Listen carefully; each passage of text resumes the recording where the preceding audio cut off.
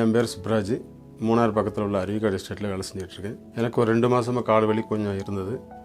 இருந்து கொஞ்சம் இப்போ கூடுதலாகி இப்போ ஒரு ரொம்ப அதிகமாகி ஒரு 5-6 ஆஸ்பத்திரிக்கு நான் போயிட்டு வந்துட்டேன். எங்கேயுமே இங்கே குணமாக முடியாது, ஆப்ரேஷன் தான் பண்ணணுன்ட்டாங்க. எனக்கு கால் வலி கொஞ்ச நாளாக இருந்தது. இப்போ 2 மாதமாக கூடுதல் கால் வலி அதிகமாகிருச்சு. அதனால் நான் பல ஹாஸ்பிட்டலுக்கு போய் ட்ரீட்மெண்ட்டுக்கு போனேன். நடக்க முடியாத சூழ்நிலையில் எனக்கு எல்லா ஹாஸ்பிட்டலையும் வீல் சேரில் தான் வச்சு என்ன தள்ளிக்கிட்டு போனாங்க. கால் வலி அதிகமாகும் போது ஹாஸ்பிட்டலுக்கு போகும்போது டாக்டர்மார் கண்டிப்பான முறையில் ஆப்ரேஷன் பண்ணால் தான் உங்களை குணமாக்க முடியும்னு சொல்லிட்டாங்க.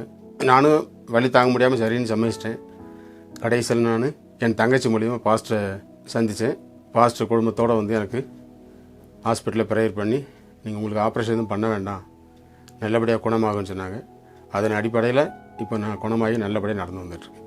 ஆப்ரேஷன் இல்லாமையே என் ஆண்டவர் நல்லபடியாக குணமாக்கிட்டார்.